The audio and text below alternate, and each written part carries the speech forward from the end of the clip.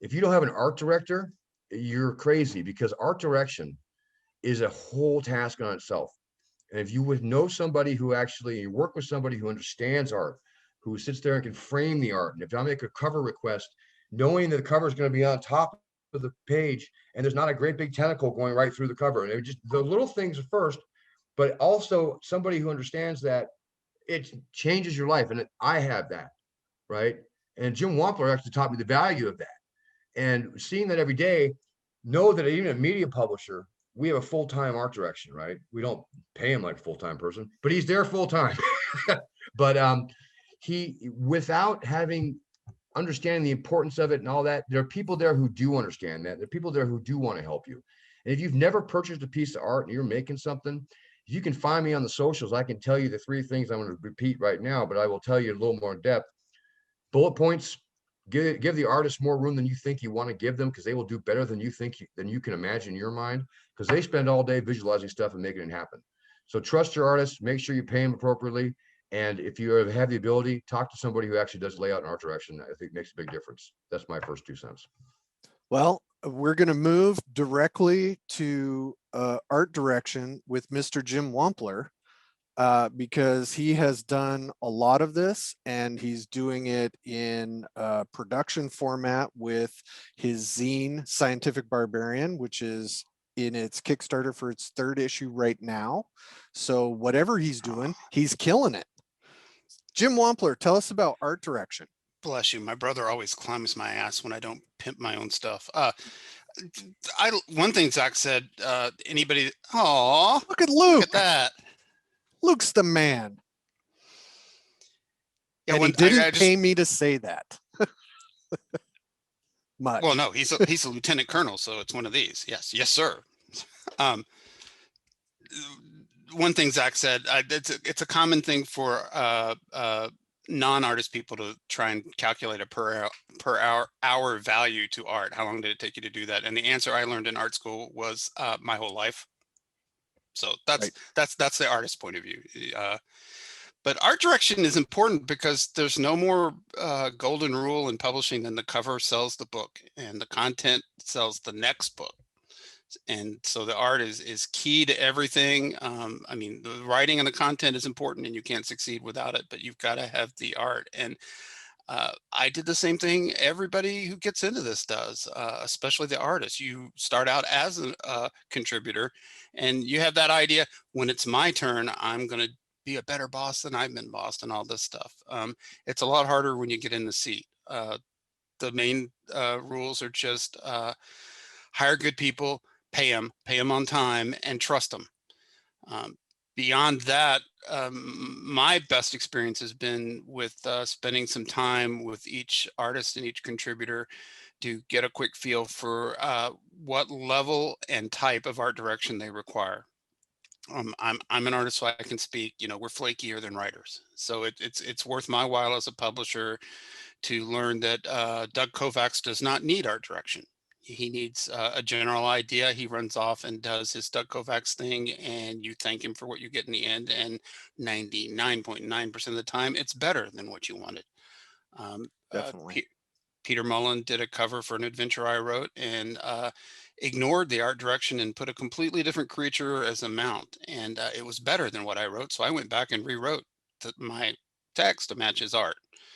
So just a lot of trust and respect. I can't tell you how good an art director I am. That you need to ask that question to artists that work with me.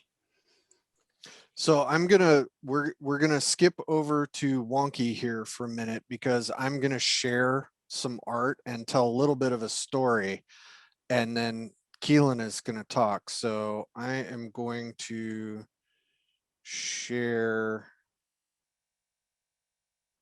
this.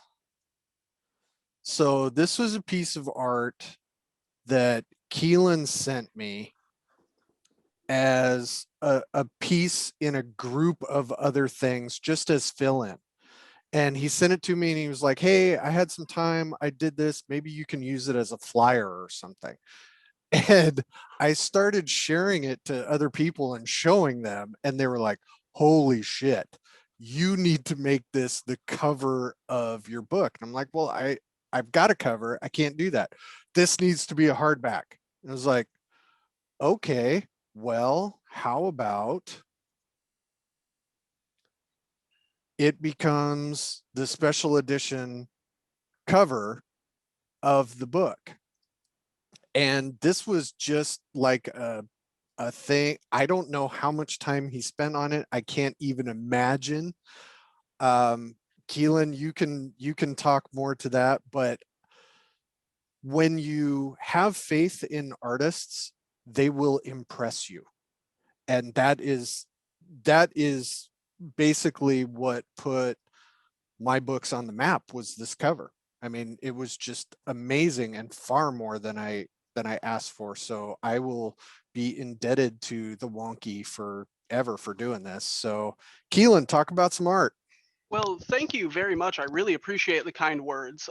With that cover specifically, this is a weird situation where I just had an overwhelming passion for that module. I got to play in it with you at North Texas, and ever since then, it kind of I've probably ran Crypto the Science Wizard, I'd say well over 10 times for various groups of people. And so I really knew, and I had so much passion for that module as it was. And so when you said you were releasing it for Dungeon Crawl Classics, Mutant Crawl Classics, I just knew it. It was one of those a call to the soul. It was, I just had to do this. I had this great vision, and I have all sorts of almost fan fiction about the Black Tower and Corsetti and all that jazz. Like, I love the little mythos you created there. And so getting to put my own little spin on it, I guess, with that cover, well, what ended up becoming a cover, it just, it was rewarding to the soul, for lack of a better terms. It reminded me of like, hey, this is why you're being an artist. You get to make really cool stuff for, a cool industry and cool things. And yeah, that wasn't very well worded, but that's kind of how it ended up happening. Was I did have a little extra time and I wanted to run with it and see just kind of where the imagination took me, and ended up being kind of useful. That is awesome. I'm going to jump over to Ed now, because I had another book that just kickstarted, Crypto Codex. There was a book of monsters, and I had wanted to work with Ed for a while, and we finally got stuff figured out. So I started sending Ed some art notes, and I am not an art notes kind of guy. So Ed, please describe your thoughts when you got my asks for the elephants and the dinosaurs and the titans. I didn't mind at all. It's the fact that you had them. You expected to have all those images on one sheet of 9.5, not 9 by 12 pieces of paper. I think you had it on 3 sheets of paper of 16 images, and that's not going to work. Who's stupid? It's all learning. I mean, well, that's the part about being an artist, is you have to learn. Like Jim said, was talking about being an art director. On the other hand, an artist also has to learn what the client wants. Like when I work with Jim, I know now with Jim, if I just have him draw a little stick figure and give me the layout, that I can draw what he wants. So then, this is what Ed put together that I wanted. And then I know working with Skeeter's just kind of flying by the seat of his pants. He's like, I kind of want this and I kind of want that, and I'll show some sketches, and then I can do it. And then of course working with Levi Coombs is a little in between too, because he'll have a little bit more art direction. And then there's some people that will just like, whatever you come up with, I trust you, and they just put it in there. And I would say, as a small publisher and you need your art, I would say you need to know what your budget is for art. So if you do have that one artist that you want to have in your book so badly, but their prices might be a little bit higher than you wanted to pay, if you know what your budget is, you might be able to work out with that artist that they might take a little less money than they would be normally, because they want to work with you or they want to be published in your book. And that way you just both don't walk away from the table like, well, because you didn't know how much money you wanted to spend. If you know how much money you want to spend, you're like, well, I realized that you're charging $60 for each 9.5, 9 by 12, images, but I was hoping that we could kind of get them around maybe, 50 or so. And then, the artist might say, oh yeah, I could take a $10 hit and get you your black and whites. So And speaking of prices for their artwork, let's move on to Elissa Fadden, who has flat out told me, no, she's not going to work with me. So Elissa, talk about some cartography. I think my exact words to you, Skeeter, were, "You can't afford me." And that is not even a joke. Well, I don't know really the best way to approach this. Every artist is going to have their own particular model, and I consider myself to be a little bit unique in some ways, just because of the people I do work with. Several here. And my current way of doing business is not the way that I would encourage other people to do it, because I've managed to get to a point where I'm like, what do you need, Luke? Sure, I'll do it. And we'll worry about cost, if anything, later on. I tend to do that with a small circle of who I consider to be professional friends. And I think that's a good position to be in. But, generally, I will say this, my artwork is a little bit different than my esteemed Ed and Keelan here, in that I am doing maps. My questions are going to be different for my clients, and probably my work effort and my considerations are going to be different as a cartographer. And I think, though, there are some common themes between us that I think then goes back to a small publisher. And I have been a small publisher, and I have worked with artists, and I didn't have an art director. But I will say, from the other side of the fence as a cartographer, that there are certain questions that you should be expecting to get out of your artist. And I'm not only just asking about the project, but I'm going to ask you, what is the final print size? How are you using this? Full color, black or white, obviously. Is there a particular DPI you need? I'll probe about the project. I will start to ask, do you need crop room on it? Because it's surprising how many people aren't thinking about that. And I will outright ask nowadays, have you got a budget in mind?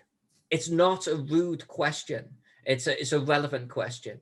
Because if my map is, for the sake of argument, I'm just like, if the project we're talking about is going to be a $2,000 project or whatever, and your budget is $100, well, let's talk about that.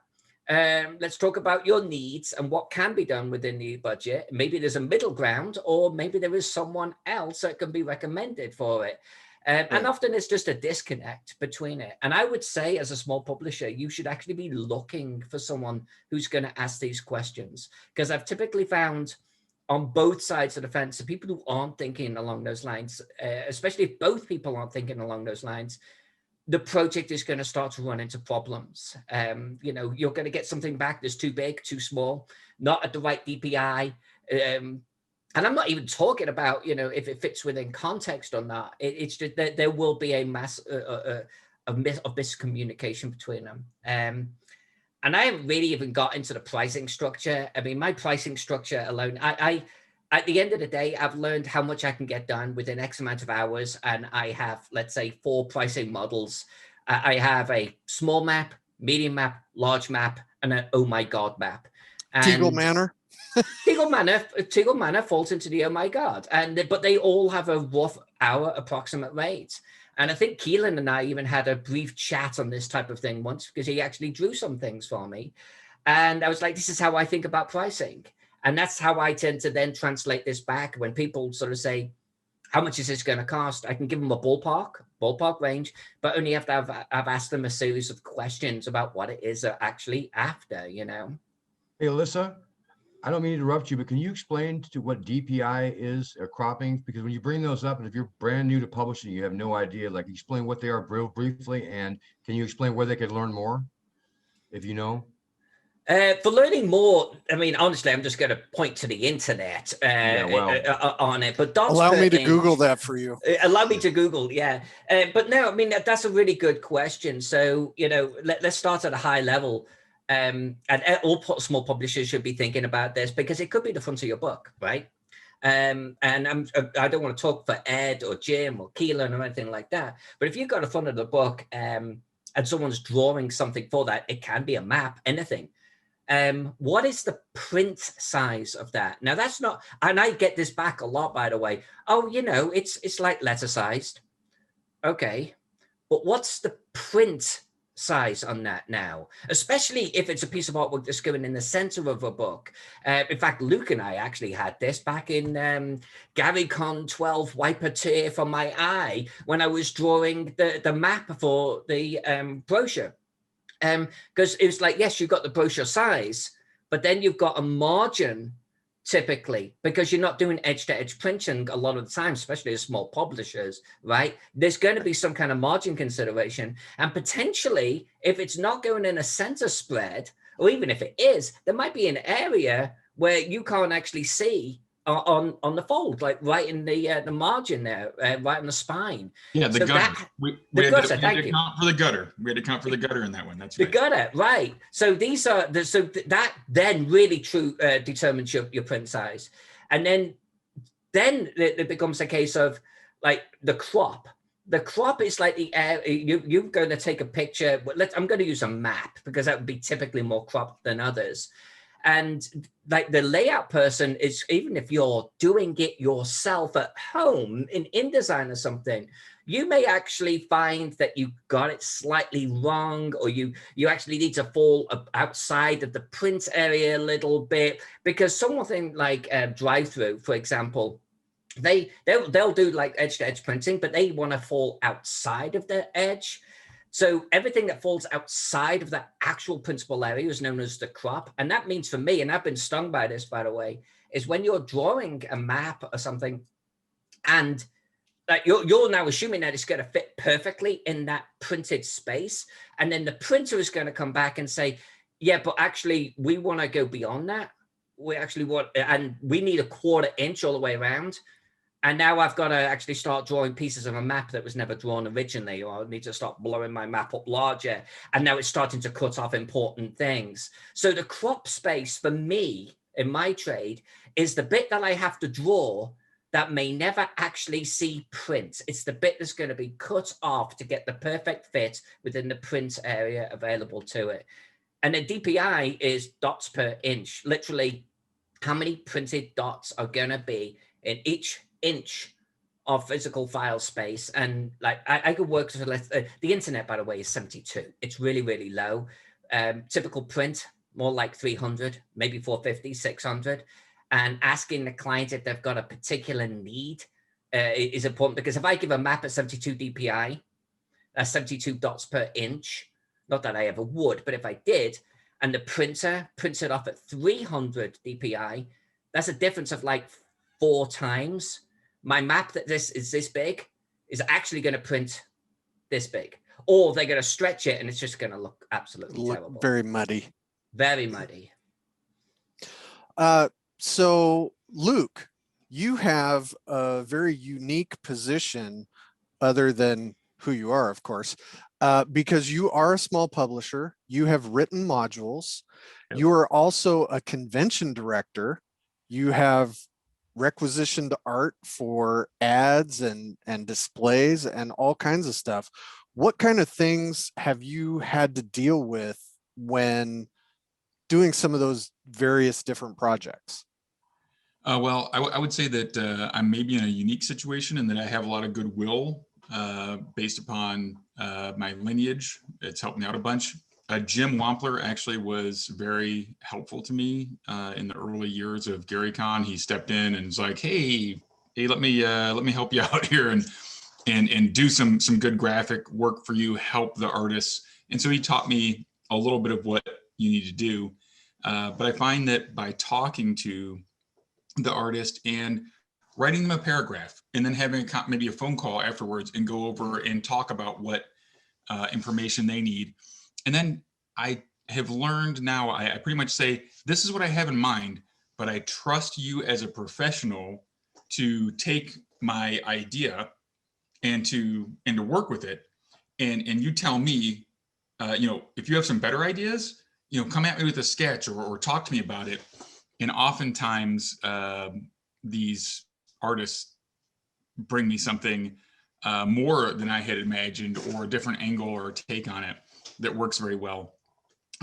Rookie mistakes that I've made are, thinking, I'm going to use the same piece of art for a banner that you would for a t-shirt or a cover. Obviously you can't do that, right? But when you're a complete noob like I was just walking into the industry, you don't realize that.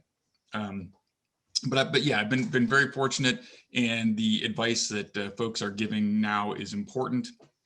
Definitely, if you have access to somebody who knows artwork, or you have a friend who's in publishing and can give you those tips or point you in the right direction, an art director is a valuable function.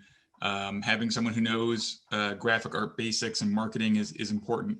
You're absolutely right. Every time you post on the internet, whatever it may be, the symbols and stuff like that, that kind of represents your brand, represents who you are.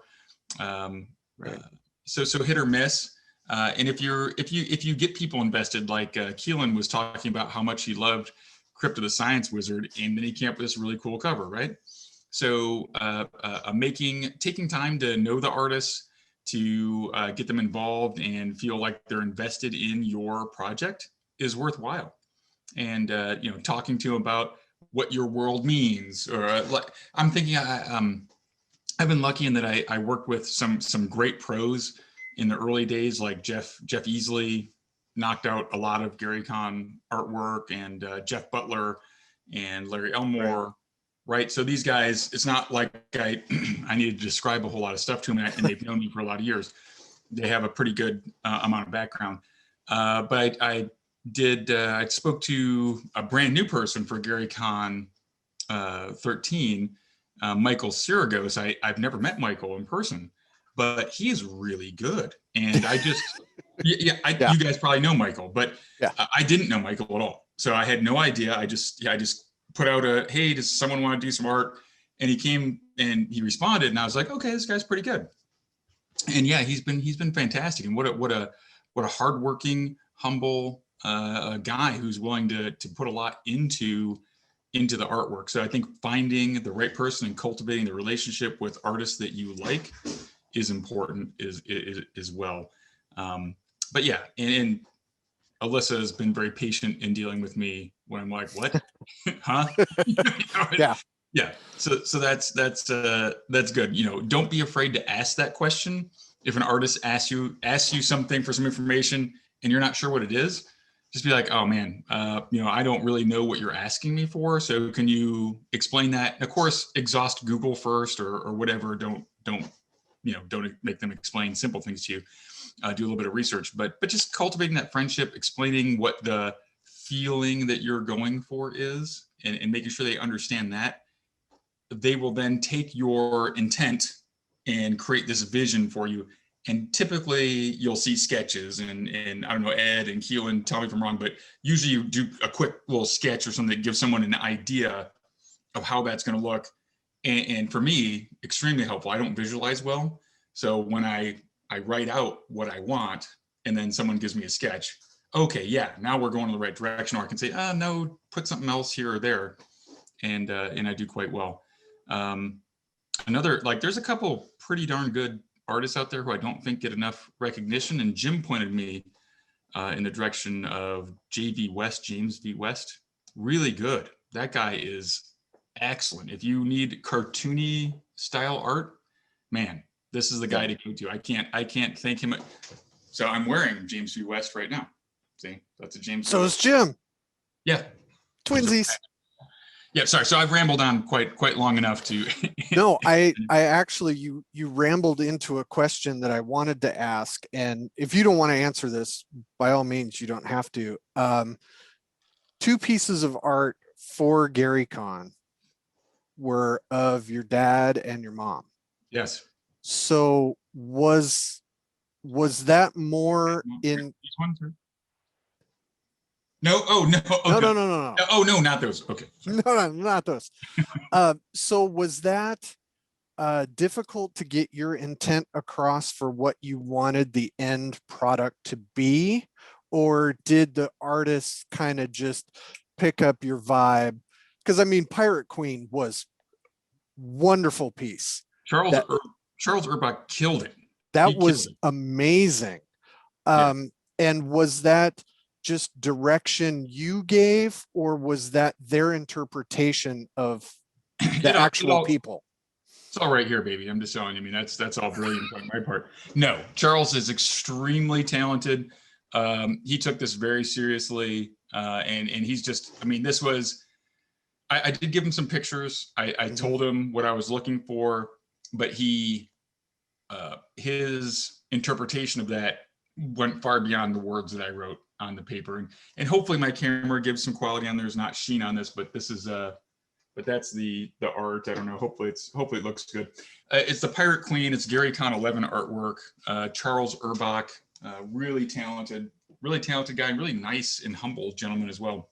And he works in colored pencil, folks. That's what he draws. Wow. That's how he produces his art. Insane.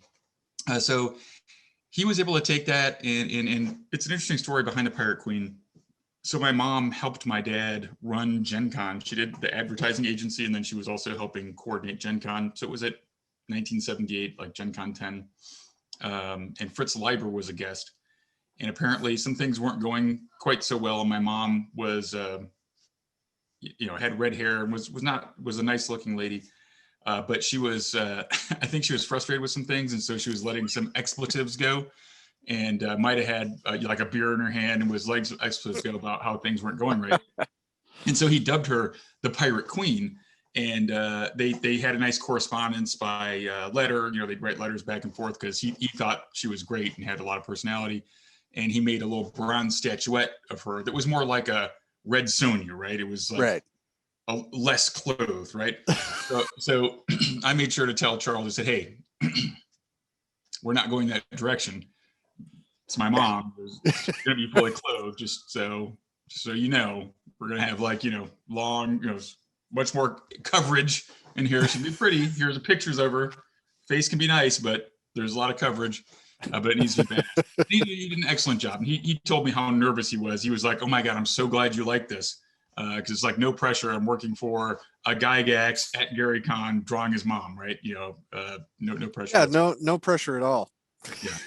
And then GaryCon 10 was basically, I kind of got the idea of an archangel, like the Archangel Michael with a flaming sword above, and it was as my dad, kind of in a Romanesque looking, Roman kind of armor and stuff, sending out a blast of light from his hand, devastating some undead, and there's like a lich that he's fighting as well with the flaming sword. And that I gave some pictures of my dad from the 70s, where he had a little bit longer hair and a beard, to Jeff Butler, and he was able to pretty quickly, through some sketches and some interaction with him, dial in very, very clearly to what I Yeah, I have that one framed in my kitchen, hangs on the wall. I want to say right now, Luke, Michael Ceragos did art for us, and Elissa does maps for us. Will you please stop stealing the best people we have? No, my point here, what I want to say though, is that if you have an art style that you like and you see, asking other publishers who they know and who they recommend, if you can just get to know them very slightly, people want to give work to artists they can't give enough work to. There's more than anything, when people ask me who your art people are, I will ask Casey Kostrovson first, who really needs the work?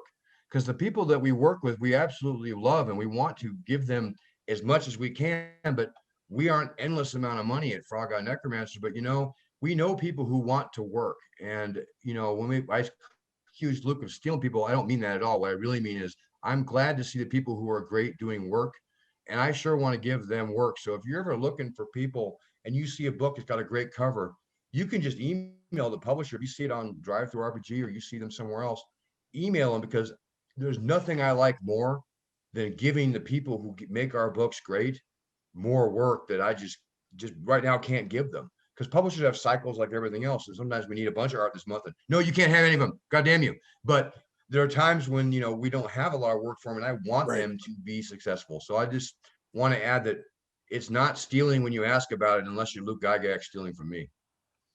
Well, yeah, I mean that's the thing for all the small publishers. Go ahead, Jim. I just want to segue to an important point. If you're out there in the audience listening to this and you want to be a small publisher, or you're an artist who wants to work for a small publisher, the through line of this entire discussion has been job one is to network yourself to other people in the industry you want to work in. Because I'm looking at this panel and there's nobody on this panel that I haven't, you're all in my network, and there have been occasions where I've asked you for help with something and vice versa. Well, how did I get that network? How did that all start? In the case of most of these, it started at a game convention. GaryCon, North Texas Con, Right. Gamehole Con is where I met almost everybody I've met face to face, or people that were in my network shared their network with me, and I discover guys like Ed. Like Ed was doing work for Levi Combs' Plan X Games, and I just adored it. I'm like, who is that guy, and can I use him? We all talk, and you can do that too. You can, and starting, I don't want you to crash everybody who's on the panel email box, but most of us are pretty open. Yeah, if you you Or know, come I to know GaryCon and just stand outside and smoke with the old guys or something, playing a game. that's actually a point I was gonna make. If you go to a game convention and you have a sketchbook and you're plopped down in a game, enjoying somebody's game, flip that sketchbook open and show it off to people, because you never know who is looking for exactly what you're doing. I mean, Keelan was on Facebook or something. I think that's how we got hooked up, and just showed some pieces. And I was like, oh my God, dude, this is amazing. And I convinced him to go to the North Texas RPG Con. And he showed up, and he's Keelan, excited like a cartoon cat bouncing off the walls. He jumped into my arms the first time I saw him. And I was like, this must be Keelan. But he took the plunge to at least make contact. And that is, and Edwin Herman says right here in the chat, some of us don't know how to network effectively. Totally get that. I am a terrible networker. Skeeter's the worst. Skeeter's I actually do- the worst at this. And so he actually, when he says that, he means it. And that's not an insult. It is Yeah, not easy if you're not outgoing, you're not want to go. To make it any easier for you is that the people that you're talking to actually want to work, and they want to work for people who have money. They don't really often care, so long as you're not, you don't push your product as this is going to be the greatest pornographic version of D&D I've ever done. If as long as it's mainstream and the kind of stuff people want to hire artists, and they want to find artists, and they want to work. So it's networking may seem hard and like imposing. It doesn't have to be. You don't have to jump in people's arms, but like when I met Keelan, I was like, this guy is a pretty neat guy. It wasn't because he's showing me the sketchbooks, because I'm talking to him like a regular person, and oh, he's an artist. I'm always looking for those. When someone tells me they're an artist, I'm not like, oh boy, everybody says that. No, what do you do? What do you make? And if I don't need that, I might know who does. And I'm happy to talk to people. Conventions are a great way, but social media is too. I met Ed through social media. I'm like, hey, I recognize that art. It's awesome. You don't have to feel intimidated. Being here is a big step, honestly, because once you mention this, I'm like, I want to help, and I want people to be successful. I really do. And it's not as hard to network, I think, as it's intimidating the first time. When I emailed Jeff D to ask for a cover for my first book, I was horrified. Why? Because he did some of the art that I love the best. And for me, it was important to have someone like that do the cover for Whisper and Venom, which I did 10 years ago. But right now, when I meet people, I want them to network with me because I want to see good stuff. And so don't be intimidated is my point. And Skeeter is bad about it. And I say that and I laugh, but he doesn't give himself enough respect. You should have respect in what you do, because you're already trying to do it. It's not easy. The fact that you're already this far along and asking the question is a huge deal. And so I encourage you to ask people. I encourage you to ask me if you have questions, because I want to help. I do. I mean, none of us came out of the thing to remember is none of us came out of the chute knowing how to do any of this stuff. I mean, Luke is the closest, because at 4 years old, his dad invented D&D, and so he got it early. But none of us came out knowing all of this stuff. So, and we all have our fanboy moments too. Like people where I'm just like, oh my God, it's so honored to meet you. So Earl Otis. I can't speak. Earl Otis is the prince. Yeah, I've gamed. He's been in a game side by side with me, but I can't speak for the whole industry. And if you catch me before I've had my caffeine and nicotine, I might be a jackass too. But for the most part, everybody's very welcoming and wants to help.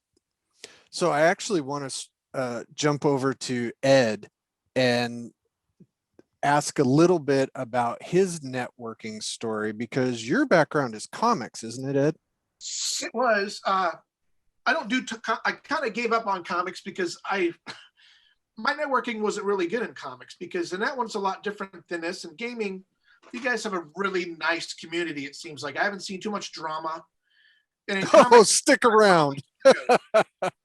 and so far, I must be in the right circle, because there doesn't seem like to be a lot of drama and egos in my network for games.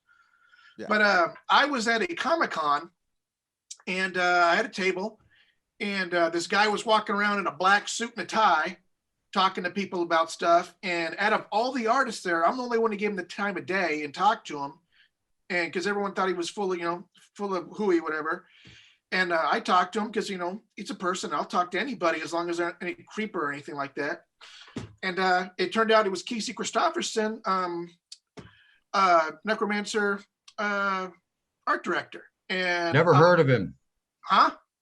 Never heard of him. No, he works with us at Necromancer Games, so that's how the network is. So right. Known reprobate. So he gave me his card, and I had his card, and then he wasn't the one that called me for work first. It was Levi Coombs contacted me like about 2 or 3 months later and said he talked to Casey, and Casey sent him my way. And so I ended up working. Levi and I have been working together ever since. So it's that's how I got in contact with you, was from Levi.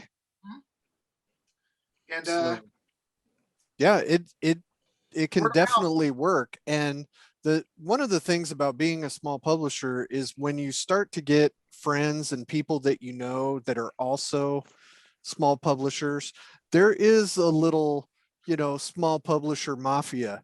We trade names and we say like, yeah, don't work with this guy, or yeah, you need to work with this person. And it's Jim is a great nexus, and I'm gonna shine the light on Jim because he helps so many people, and he is at the position, he will ask questions. If he doesn't know something, he finds out who knows, asks the questions. Now he knows. Jim gave me some great advice about making mistakes in small publishing. It's like, oh man, I ordered the wrong book. It cost me X amount of dollars. I got to redo it. And he said, did you learn a lesson? And I was like, yes. And he said, cheapest tuition check you'll ever write. And a lot of times, I mean, this is a complete exaggeration. Small publishing can make you want to hang yourself. I mean, it can be very stressful. And if you make a mistake, sometimes you feel like your business will not be able to recover, or, you've burned a bridge. And that is very, very rarely the case. As someone who has a hobby of burning bridges, it's a lot harder than you think. People are actually really forgiving. And if you apologize, a lot of people will give you second or third or fourth chances. AC Christopherson just texted me because he's mad because I didn't tell him we canceled a meeting because I'm in this seminar. So just so you know, he has a power to help anybody, and he's everywhere and nowhere. Just want you to know that just this second. So we're serious. Networking matters. And because we mentioned his name, he popped out of nowhere, but people are connected to all kinds of people, and just making the connection. And I'm going to say this now and be done for a while, because I don't want to hog this at all, but I am here because I went to GaryCon 4. I am only here because of that. Jim Wampler can remember the story, but I am here because I went to a GameCon. I'm like, these are my people. I love this. Right. I love meeting the people I've met. I met Michael Curtis, who's a writer for Goodman. I like Luke. I met everybody. I encourage people to do online cons like this because that's what we have now. But if you're comfortable going to a gaming con, it could be a really small one, go. Because honestly, if you feel uncomfortable, you feel nervous, these are your people. You are wanting to do this because the people who are there want to be your friends, because we love this stuff all together. I encourage that a lot. I'll be quiet now, but first I wanted to shout about Casey because it made me laugh, but mostly because I think that's the point I want to get across the most. And so I'm going to pass it on to Zach, you're 100% right. I'm sitting here because of you. Period. I mean, if you think you're the about unluckiest it, one here. Yeah, I know. but every single person here around me, I actually know because of you. You are that single point of nexus. That map I did for you. Then you invited me to go to a convention, and I went and I met the frogs, and it blew up from there. So it's just follow those convention leads, you know, those in-person meetings. And for the people who may watch this later on or are in the chat now, because our conventions are virtual, doesn't mean that you can't show off a sketchbook. If you're in a game and you pop up and you're on Zoom and you can see each other, you know, come into the game a few minutes early, ask people if they're interested in seeing some sketches. I mean, it may seem super weird to do. Yeah, but you can show off some of the stuff you do, and you never know who, like I said before, you don't know who is specifically looking for what you can do. I'm going to share one more piece of art before we move on. And this is just going to embarrass the shit out of somebody who is actually in the chat, but I wanted to show this off. This was a piece that I got. Oh, see, you beat me to it. You're going to embarrass her before I got a chance to. Hey, you got to be on your toes, man. No, this was also from Cryptocodex, and my art notes were I wanted little blue aliens, you know, basically like the little spacefaring guys, but I also wanted another version that was the giant blue people from Fantastic Planet. And never in a million years did I think that Alla Banana, Alla Fedorova would come up with this, and I love it so much. Okay, my turn. I had this player that kept showing up in my games, and as players do, doing little sketches on the side. Very typical. I do it myself. But this one person's sketches were pro quality, even just goofing off pencil sketches. And then on Facebook, one Inktober, where all the artists share their inked work, I saw that work, and then the name clicked, and I'm like, okay, I've got my eye on this person. And then lo and behold, one GaryCon, I decided to leave the old man table and go check on what the younglings were up to at their table. And Alla Fedorova said, I'd like to do art for you. And I'm like, I would love to have you do that. And now her and Keelan are two of the stars on my art team. Yeah, that's how it happens. All from going to GaryCon, North Texas Con, and Gamehole Con. This is the last bit of art that I'm going to share. This is also in Cryptocodex. That's art I did. So you can see the vast difference between a professional artist and somebody who just needs a thing. Those are amazing spotted blacks. Yeah.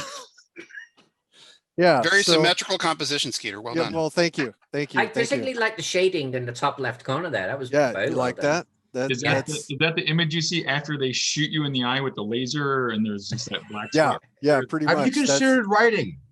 Writing a Skeeter, that's what I would say. Yeah, that's questionable at best also.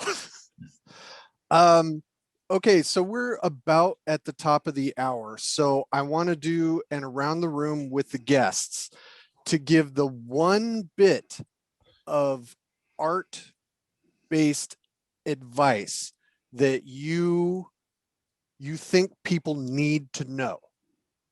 The pinnacle golden rule of art. And I'll start with Jim since he helps everyone.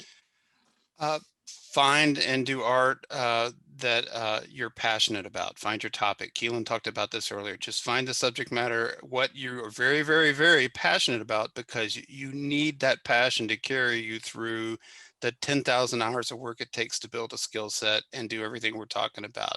It's a bunch of hard work. Nobody wants to hear that, but it's unavoidable. The passion will carry you through that. The passion will carry you through, like, okay, if every third piece I do is not satisfactory to me, you just sign up like it's cutting tuition checks. I'm going to do 6 pieces and know I get 2 good ones. The passion for what you're doing, and that can be subject matter or personal relationships or whatever. Yeah, most of us here are nuts about D&D and gaming, tabletop role-playing games.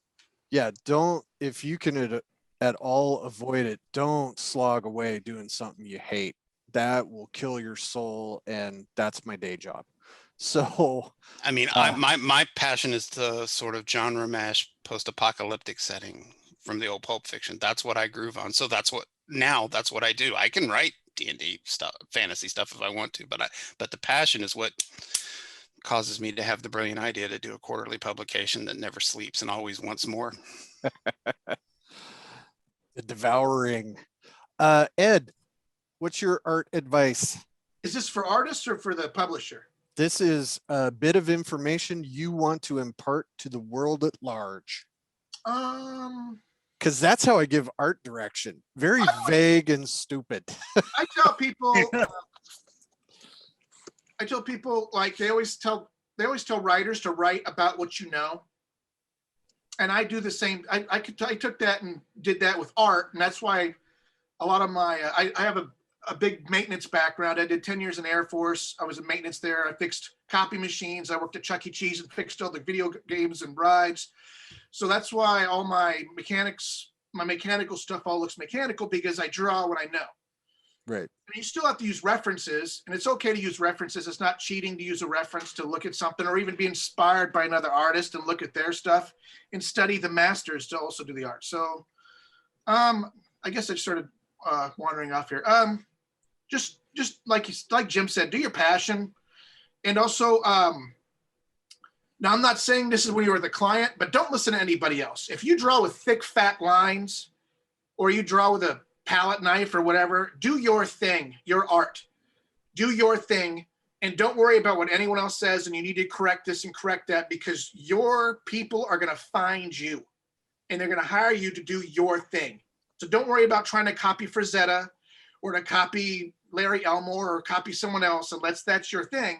Do your thing, and your clients will find you and hire you to do your thing. Yeah. Speaking to that, Ed does these little drawings of the day, lunchtime drawing stuff, and he pulled out this robotic guy, and it had Kirby Crackle around it, and I was just like, I'm done. I need to own that person. I need Ed to live in my house and make art for me all the time. It was fantastic. It's just a thing that he did, and it was exactly what I was looking for. Elissa. I'm going to kind of actually answer a question that came up in chat from Laura in my response. So Laura asked earlier on, is it okay to use Fiverr? And I'm going to answer that because I have actually used Fiverr, but I'm going to answer it in a little bit of a roundabout way. Build relationships. Doesn't matter what side of the fence you're on, build relationships. You're going to get cartographers and artists that don't come through, you know, and it doesn't matter what contract you got in place or what agreement you got in place. You're gonna hit that. Either they just get it completely wrong, they don't like the revisions that you're asking for, they just simply do not deliver. That's part of the reality. And so learn to recognize when you're actually dealing with someone who's got some work ethic. They do follow through, they hit the deadlines that you're giving them. Always make sure the deadlines are understood on both sides, and hold on to them. Like, build a rapport with them, build a friendship with them. It is really, really, really important. If you're on the artist side of things, bloody well follow through and ask what the deadlines are and meet them. And if you're on the other side and you're hiring the artist, realize when you're dealing with someone who is just dead weight. Unfortunately, it is a reality. I hire people myself. Sometimes they are dead weight. I recognize that and I move on, and build yourself a little network of people that you can rely on. How does that relate to Fiverr? Fiverr's good in the same way that DeviantArt is good. You're going to be able to look at someone's portfolio, and maybe that someone has got a library of things that they've done that meet your criteria. Cool. But at least Fiverr sort of controls that to a degree, but you're not going to really have an opportunity to build that rapport. I've used them for logo creation. it worked out actually pretty well. I'm happy with the results. I've also used them to build a whole bunch of chibi Elissas, like 60 of them, and they're freaking awesome. But I was looking at a very specific deliverable, and this person did this style, and I'm like, yes, I want this, and I'm really happy with the results. But if I want a relationship of ongoing artwork or whatever it is, I probably wouldn't use Fiverr. I have used DeviantArt. It's still hit and miss because you're basically throwing it out there saying, hey, I like your artwork. Can you do something for me? And I know nothing about you or your work ethic, or even if you're going to come through, or even if you're going to be on time. Let's do business. And it's a chance. And if it works out, great, try to foster that relationship. But if I was going to use Fiverr, I would be for a very specific thing. And ultimately, I don't think you're going to build a relationship beyond that way. You'd be better off trying to hunt through other avenues, in my humble opinion. Yeah, I think there's definitely using like drive-through RPG as a resource to look through titles, because normally it has, you know, who the artist is, or you can look through stock art and just see what certain people are doing. And then there's contact information where you can ask people, hey, I was looking at this, I like this style, can you do something like this? I think there's Ed raising his hand. Yeah, I want to raise my hand. I wanted to add to something she said. Yeah. I wanted to do the artist side about working with clients.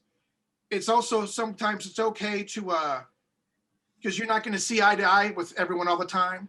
And sometimes someone's going to make you revise stuff 1,000 times and you're never going to have what they have. So know when to cut bait and just say, hey, and just be professional, because they might have another project for you later on, and just say, I don't think we have the same vision, and I'm not going to be able to complete your vision, and cut bait, and you go your way and go their way professionally, and just that's what I wanted to add for the artist side.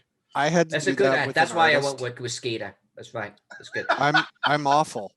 No, I had to do that with an artist. I paid them for their work and didn't use it because they did the work. So I felt like I should pay for it, but it wasn't what I needed. So, that happens. And that's a hard truth about small publishing is sometimes you got to foot the bill for a mistake, whether it was you chose the wrong artist for the vision, or you didn't give them the proper direction, or just cosmically it did not work out.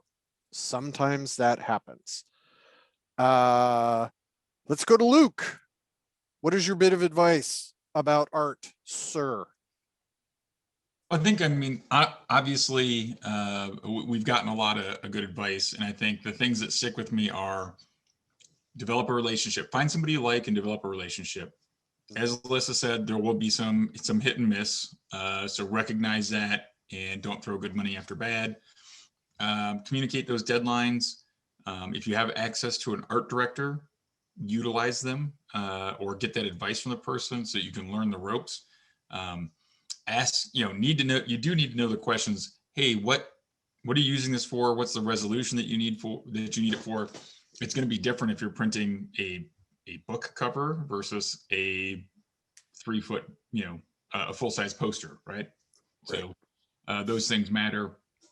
And getting that graphic artist design stuff, building a brand or having a look to a series of modules or whatever the product is, that's important too. If it's too diverse, people won't recognize it as yours. So kind of think about those things, put a little thought into it.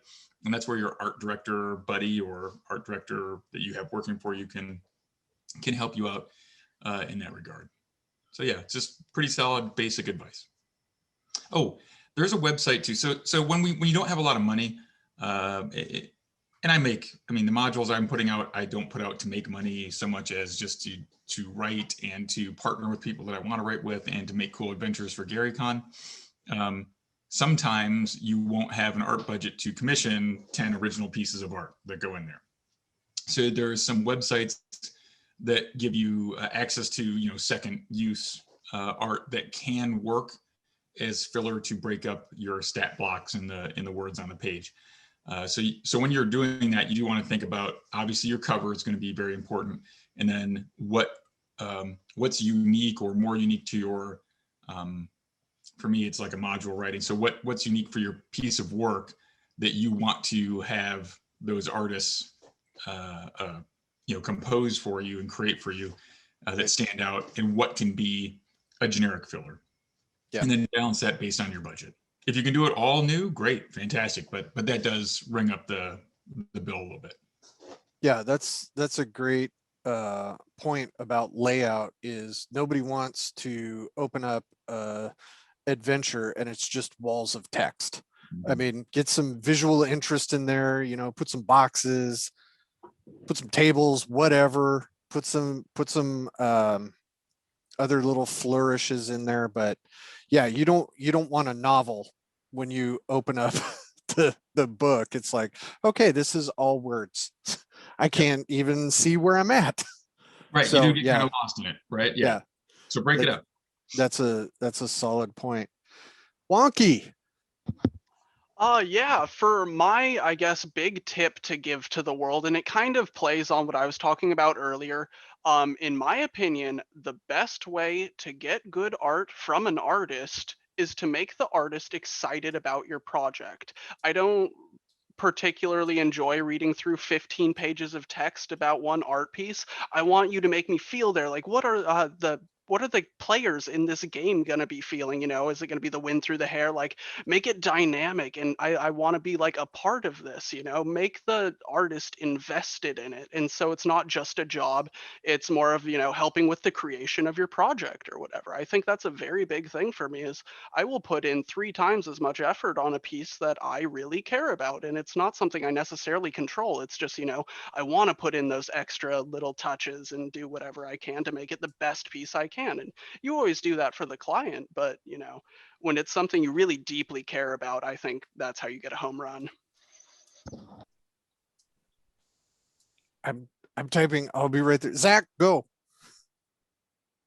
I'm going to actually answer a really good question that came up in the chat, which is related to rights and existing rights to art that you already like, and do you want to use that? Would you make an offer?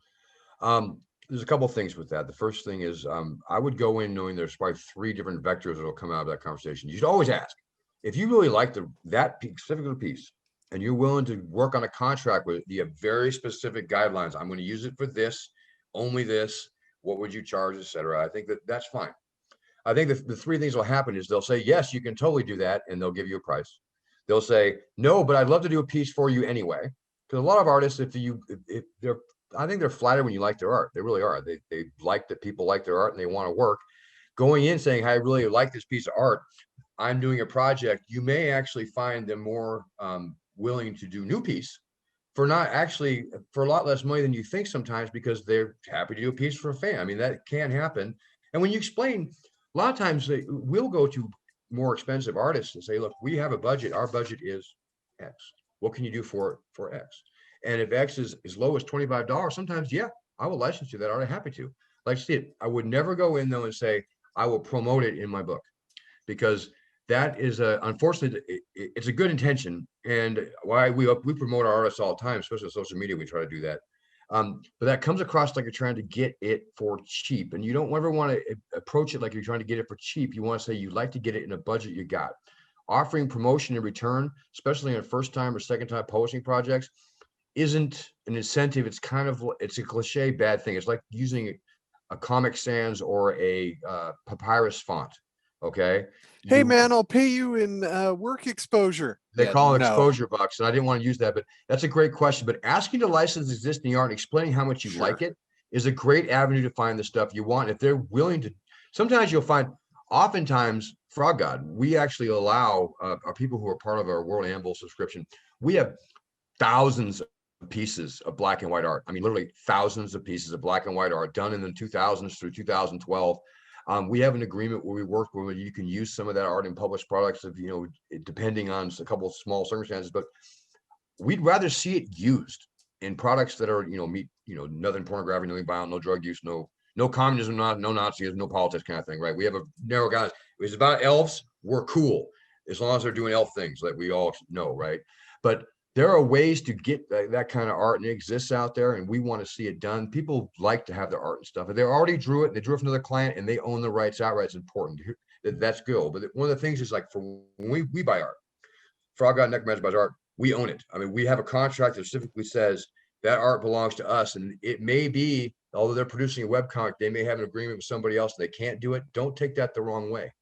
Make sure you understand that art, the use of art and how it gets used sometimes is really complicated. And I deal with this all the time, but we have a full-time partner at Frog God Necromancer that he does contracts. He's a lawyer. And we're lucky because we can't afford to write contracts all the time without someone we can make do it for free. That damn Matt Finch. No, but honestly, there are so many complications to it that don't be disappointed if they can't do it. And use that though as a great avenue to approach them, because nothing makes me want to talk to you about books when you say how great you love my book, right? And if you're genuine, you know it. I wouldn't go to, somebody that I would hate their stuff and say, I like your stuff, and they can't name one thing about it. But if you generally love his art style and explain what you like and show an example of what you like, that's a great in. Just make sure you understand that if they say no, it isn't just because they think you're too cheap or you're not good. There are a lot of uses about art, a lot of things that people have that are too hard to explain. But never stop, never don't ask. If it's somebody, especially somebody that is starting out and new, the webcomic's free, and you see them out there trying to look for stuff, never don't ask, because I always want to, encourage people to do those kind of things, and please do. So that's my answer to that. As an example of small publishing, last week, I got the opportunity I'm going to publish another writer's book for SGP. And I got the vibe of the book and the outline and the cover art that the author wanted. I thought, wow, this would be so amazing if such and such artist would do it. I don't have a personal relationship with that artist. So I asked somebody that I do have a relationship to pass along an email to that person. And if they are interested, that they would contact me. Well, that person contacted me. And yes, I just about shit myself. So then what happened was that person is not going to be able to do the art until next year. So then the impetus comes on me. Do I want to wait? Is that in the schedule, or do I bypass this opportunity? And the way the schedule is going to lay out, it's going to work out perfectly fine. So I'm going to get the art from the person that I wanted on the cover of this book that I wanted.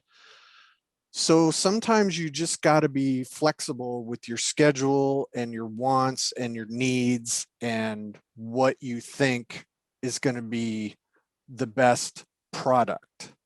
Because at the end of the day, what's going to last longer than your idea for this product is the product itself. So don't half-ass it, because once it exists forever. And I mean, you can change it, do another cover and stuff like that, but that sucks. Jim. This is a business truism for any business, not just the one we're talking about. If you don't ask, the answer is always no. And I just went through a version of this that Zach reminded me of when he was talking, where I have an unannounced project I can't talk about, but it had a very specific need. It needed a Frazetta cover, right? And nobody in my art network can do that Frazetta style, but somebody in my network, Dan Smith, has got a fantastic network of his own. So I just call up like a stooge and ask Dan, who do you know? Who's in this? And I end up with the guy who's semi-retired, but has all this fantastic work. Can he, at 70, paint this for me? He doesn't want to. Could I afford him if he did want to? No. But here's a library of stuff he's got, and I'll license any of this to you for X amount of dollars, which was less than I would pay a new artist to do the cover. Done and done. And it was all just by asking. I just emailed the guy, found the guy's website and emailed him bold as brass and asked, because what's he going to say? No. Okay. Well, I'm back where I started. No harm, no foul. You're killing me, Smalls. Well, I actually did something exactly like what Jim is talking about. I, out of the blue, messaged Sarah Frazetta, and she responded, and she actually did some art of my wife, and it hangs on my wall, and it's on the Crypt of the Science Wizard in the front. It's the black and white. So those things can happen. You got to get over the fear of asking, and you got It doesn't to, always work. I begged Larry Elmore oh for a cover geez. Oh yeah, once, no. and almost had him talked into stopping his $10,000 commission to do this cover, but in the end, it wasn't just not going to work out. Yeah, no, you will get disappointed sometimes, but that's all it is it's a disappointment. It's not the end of the world. You will go on and you will do other stuff. So please somehow work it out that you can ask the question of people so you can get the art that you want. So we're at 6:15 Pacific time. We have 45 minutes left in this seminar. Unless someone has a specific thing they want to say from the panel, I'm just going to open this up to everybody. If you want to unmute your mic and ask a question, go for it. If you want to chat, ask a question. At this point, we're just hanging out in the convention bar, shooting the shit, ask any questions you want. Be respectful. Can you guys hear me? Yes, we can. Okay, I had a quick question. I was gonna publish some RPGs on Drive-Thru-RPG, and I wanted to do a free version and then a full version. Is it okay just to have cover art for the free version and then do interior art for the full version? Totally. Yeah, no, absolutely. I can answer that. I think that that's a good idea to make a version free so people can preview it, so they feel like they feel a little invested in it before they purchase it. Yeah, I think that's absolutely the way to go. And your cover art is by far your most important asset. If you make a free version that has no or very little interior art, go for it. I would recommend you do it that way very much. I think that is referred to in the business as printer friendly. Well, Okay. Goblinoid Games did that with Labyrinth Lord and Mutant Futures. That very thing. Yeah, Yeah. so there is a precedent for doing that. Absolutely. How many pieces of interior art should I have if I'm going to produce a full version with interior art? Ooh, boy, that's the $64 billion question. Every company is different. Some have a, percentage of a page per page, which means like, oh, you have, a quarter page piece every 2 pages, or a full page piece every 3 pages, or something like that. That Jim and other people can talk more about that. I get crazy about art. So I just get like, I don't care how much it costs. This is what I want. And it's like, oh, how come your books aren't making any money? Because I just do stuff like that. But I don't know if there is a golden ratio of that. Jim or Ed, do you guys know? I'm a bad person to ask because since I started as an artist, I pack it with art. But Right. the real answer is it depends on the layout, and a good layout will tell you how much art to put in and how to space things out. And a good layout person will will lay it out and leave the holes for you. That would be the ideal way to do it. But Yeah. Chances are, if you're just starting out, you're the layout person and you're not laying it out in InDesign. You're doing it as a Word doc or something. So at that point, my advice is just find some other published RPG pieces in your field that you like and copy what they did. Yes. What was that question again? No, I just want to address Ed shaking his head when Jim said sometimes you lay out in Word. Hey, you know what? I did that and it looked fine. In Comic Sans, right? For your headers. Yeah, absolutely. I don't know why I so would say much right now, hate for the I was Comic there- Sans. I love it. I was there when Skeeter tried to learn InDesign. I was there when Skeeter tried to use InDesign. I'm going to recommend, if you were comfortable with Word and you've never seen InDesign, I've seen what a person who's new to something like that looks like after 5 minutes. It is Oh, sweet Jesus, it was bad. no, it was something. I did my book in InDesign, and I learned InDesign, did everything from 0 to 100 in like 3 months. And I don't recommend that, only because it is a huge task.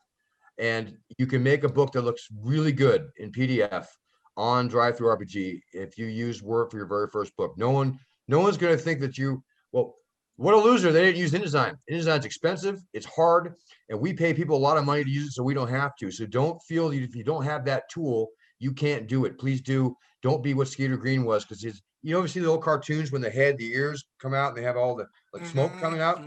I can get so graphically angry. Yeah, no, and don't be that, and don't feel because you don't have the tools, people don't know that you don't, and they still will like your work. They will. Most of the stuff that I value the most, and I collect RPGs, and I have very many of them. The ones that I value the most are the ones that you can tell were made from the heart, and they were laid out in ways that I would find interesting. Like, I wouldn't lay a book out like that because, we have a different target, but there won't be people who won't love it for what it is. I think my favorite books right now are zines like Scientific Barbarian and Levi Combs' stuff. And I mean, these things are cool and people want to see it, and they can do that in Word. Those things can be done. Don't let the fact that you don't have InDesign and can't afford a layout person stop you if you're comfortable with Microsoft Office. Eventually, you can get to the point where you can hire someone or teach yourself, because there's a lot of ways to do that. And I can talk about why you teach yourself that. But don't overwhelm yourself because you can't do it the way, like for instance, like Necromancer Games or WotC does, right? You don't have to do that to publish for yourself and make it fun for other people. I did that, and I don't recommend it though. If you want to know how I did that path, I'm more than happy to tell you. But well, honestly, I mean, yeah, almost all of us came up in the 70s and 80s gaming, and to be honest, the books didn't look fantastic, but they are absolutely playable. There are so many of them that are critically important. I mean, the AD&D Dungeon Master's Guide is probably my favorite book of all time. That is the book I would swear an oath on, and I love it. And it isn't super slick and fancy. I mean, like that book. I was going to pull out the OD&D stuff. Now that's bad. Yeah, the little brown books. Oh my God. Yeah, those are horrible. Well, yeah, I mean, that's, I don't have to. Yeah, I mean, when you're chiseling stone tablets and then duplicating those, it leaves a little something. Well, Luke, back me up. The first 2 hires are always a copy editor and a layout guy when you're getting the position to do that. I just hired a copy editor because I'm done doing it. Yep. Yeah, I mean. Hey, Skeeter, you got a question about VTT? You want to go ahead and let them on mic and ask I don't. Anybody can unmic themselves. No, it's right. It's from Ruxid LLC. Sure. So this is Shiloh. So I've just done a Kickstarter, and basically virtual tabletops was not really an issue for small publishers, say 1 year ago, definitely not 2 years ago. And now it's such a significant part of any publication. So it seems to be pretty standard that we're doing tokens and maps. And so we're dealing with different resolutions, and the map that you put into a virtual tabletop may be much more detailed than what you may want to cram into something, especially for a zine, which is the size that I'm working on, where you only have half a sheet to display pretty much anything. So what are the kind of challenges or things that you've overcome or seen that has worked for you as far as doing both the print publication, but also the virtual tabletop support? Skeeter, can I take this one real quick? No, you've talked enough. Jesus, shut up. No, I'm kidding. No, Zach actually, yeah, this is Zach's wheelhouse. So I'll be straight off with you. That's a really great question. And it's something you need to consider when you're buying maps. Art is it's a little easier with art because tokens, if you a little bit of knowledge or hiring someone with graphic design, you have a monster image or NPC image or whatever, those can be made. They can be made nicely, and you can also get ones like they make it free available ones from the VTTs have ones they license, etc. But having that in mind is really important. And we actually No one's here that will care. I'll just tell a story real fast about inside work at Frog God. We had a big problem with a book coming up that when we first did the art orders 2.5 years ago, because the book's been delayed, we did not make the plans for this book to be in VTT, and we just invested an extra $2,000 on our part to go back and do that. So this is not just a small publisher thing. This is a medium and large publisher deal as well. When you're actually considering your art and your maps, make sure that you know the sizes and your needs. And if you're planning an adventure or something for the first time, really think hard, like how many maps make it good and how many you need. So you don't have to do that 3 different times, 3 different ways. And think about it and ask your cartographers that you asked about maps, because you know what? They've done this before. They kind of know about it. We actually have hiring people right now to do this for us because, quite frankly, all of us are old. And we can play on one maybe, but we can't set one up, but there are people who can. And a lot of them will do it inexpensively. But if you think about it in advance and ask the questions, you will have a way better chance of getting there. And I agree with you. We don't make a whole lot of our percentage of our income is not huge on VTTs yet, but it's going to be. And being present on a VTT and being able to have those components, because even when I first did mine 10 years ago, Whisper and Venom, people would ask me about that. I would make the assets available to them that I had so they could run their game better for free, just because people were running the game. And if they're running it on Twitch, and there wasn't even Twitch back then, if they're running it live on an Apple iPod podcast or whatever, which they're doing, that was good for me. And I was happy to hear it. And I love listening to the games. But having those things available so people can make the game playable is important. And thinking about it early helps. And I can't encourage you enough to try to do that within your same budget with multi-use. Just be very clear when you're hiring an artist that this is not going to be just an image inside of a printed book. It's going to be in the PDF. It's going to also be on the VTT, and it's going to also be here. And we handle that by going, we own the art outright. And that's what we do that because we don't know what we're going to do with going forward. And so just be aware of those things, because when these pop up and new things happen, like we do books now on and Kindle, and we do books different ways, and we use the same art there. And so that's why I'm glad that I don't often accuse him of huge foresight, but my boss, Bill Webb, had huge foresight in the fact that we own all of the art we got, because we are able to reuse it. And we're also able to offer it for other people to use because we own it outright. And we want to see it get used, and we can make those decisions. Make sure. Okay, Boomer, you didn't even answer the question. Can I move on to somebody who will answer the question? Yes, do VTTs. Elissa, when somebody needs a map for print and they also want to use the map for VTT, what are some steps that people should consider? Well, I do my maps with VTT for Zach, so he kind of answered it. But no, I mean, seriously. No, we didn't. So in all truth, I've only had VTT referenced a couple of times in relationship with my maps, because most of my maps are like my background. They're city maps, and so you don't get that many on VTT. You're going to get a lot more because I'm going to be putting all of my maps on VTT. But dungeon maps and things like that, I actually had Frog God contact me about Teagle Manor, and they told me that odds on they were going to put it on VTT. Now I know that, let's say Roll20, I think, I think it's Roll20. They're working off blocks of 140 pixels, actually 70 pixels, but they recommend 140. And I knew that I was going to have to go big DPI, massive resolution, massive detail, because this thing's going to get cut for big zoom ins and such. Right. And so I went bigger than any map that I've ever done, not just drawing 12 feet by 12 feet in that particular instance, but because I knew it had to withstand high level of detail, high level of zoom, but also just supporting that 140 pixel blocks, you know? So for me, that was my consideration. I drew bigger. I drew bigger and at a much higher resolution than I normally would. I'm doing the same on Necropolis for Frogs right now as well, because I want, if you're going to drop it onto a VTT, I know that you need to be able to zoom in, not just for battle map scale, but you might go a bit bigger than that. And I want every little flagstone and everything to stand up to the test of time. So for me, draw big and lots of DPI, honestly. You can't get big enough. Now, I know that you've got to then cut it down for 10 megabyte limits, but that's okay. Be prepared to cut the map down, you know, into sections. Yeah, you can definitely section them out. Well, So and you as have to with the big map. So I Yeah. mean that's just it. Your 10 megabyte limits, and people like actually having individual sections that join together beautifully Yeah. and smoothly. So that's one consideration is what I'm going to draw. I need to remember that this thing's going to get cut up almost like a square jigsaw puzzle. Yeah, so essentially the takeaway is just make sure your cartographer or your artist knows ahead of time what your intended use is.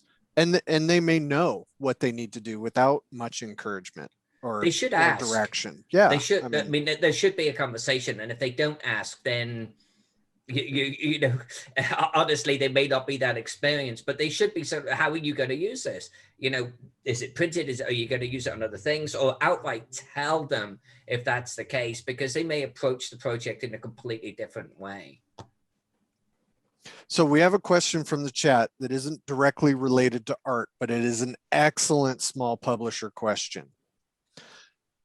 Where do you recommend printing? Overseas or local?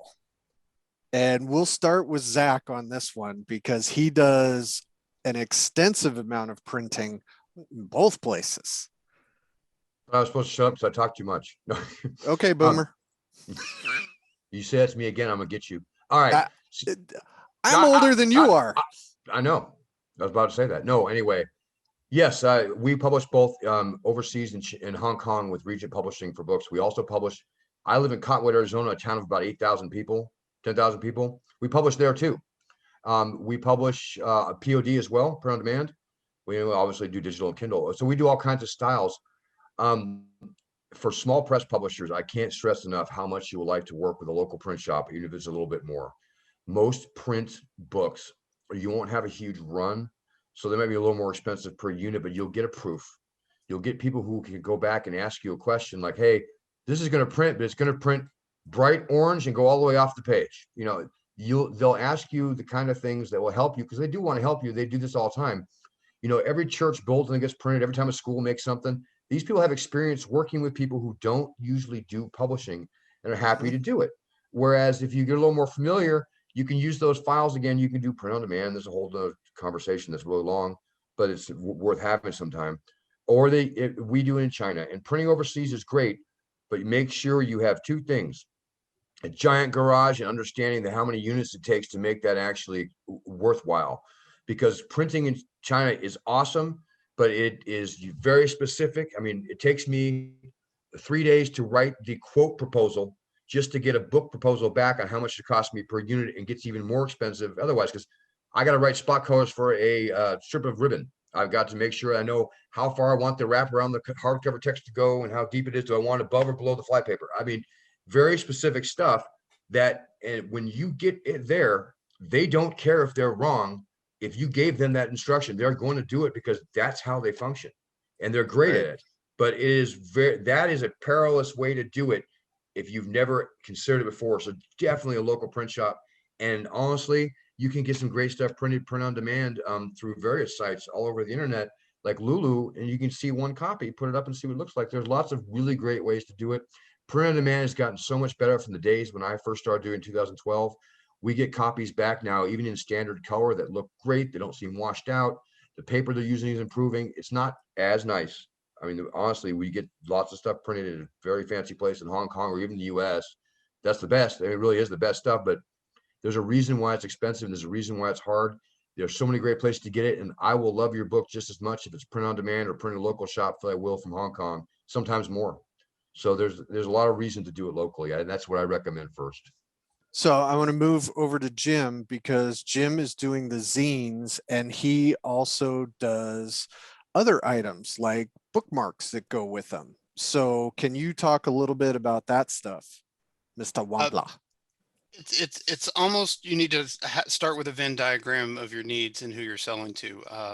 Mud Puppy Games has not reached the point where I'm going to do something that needs to be a Smithsonian binding case wrap hardback. But when I do, I will go to Regent in China, where Frog God does a lot of their stuff, and where Metamorphosis Alpha 4th edition was printed back in the day.